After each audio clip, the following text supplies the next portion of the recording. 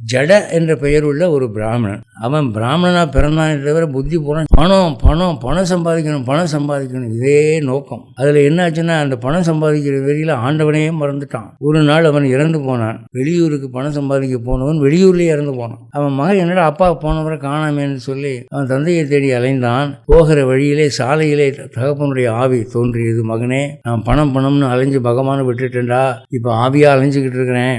இந்த ஆவி ஆகிய நான் நற்கதி அடைய ஏதாவது செய்ய அப்படின்னு. சரிப்பா செய்கிறேன், என்ன செய்யணும்? கயா கஷேத்திரத்துக்கு போகணுமா, இல்லை தான தர்மம் பண்ணணுமா, இல்லை யாகம் பண்ணணுமா, என்ன செய்யணும்னு சொல்லி நான் செய்கிறேன் அப்படின்றான். அதெல்லாம் இல்லைடா மகனே, அதெல்லாம் செஞ்சா நான் பண்ணியிருக்கிற பாவத்துக்கு பத்தாது.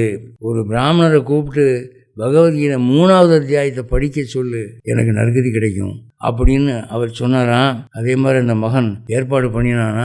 அந்த பகவத்கீதை 3வது அத்தியாயத்தை அவர் அந்த பிராமணர் படிக்கிற போது இவரும் பக்தியாக கேட்டுருந்தானா. என்ன ஆச்சுன்னா அவர் படிக்க தகப்பனாருடைய ஆவி நற்கதி அடைஞ்சது. அது மட்டும் இல்லை, அந்த தகப்பனாருக்கு முன்னாலே பிறந்தாங்களே, முன் 7 தலைமுறையிலும் நற்கதி அடைந்து நன்றி தெரிவித்துட்டு போனார்கள் என்று சொல்றார். அதனால உங்க குடும்பத்துல பாட்டி, தாத்தா, அக்கா, சின்னம்மா, பெரியம்மா யாராவது ஆவியா அலையிறாங்க அப்படின்னு உங்களுக்கு தோணினால், அல்லது ஜோசியர் சொன்னால், நீங்க பகவத்கீதை 3வது அத்தியாயம் படிக்கப்படுவதற்கு ஏற்பாடு செய்யுங்க. இந்த புண்ணியம் அந்த ஆவி நற்கதி அடைகிறதுக்கு போய் சேரட்டும் அப்படின்னு சொன்னீங்கன்னா நற்கதி ஆகும்னு பெருமாள் சொல்லியிருக்கார். பத்ம புராணம் சொல்லுது.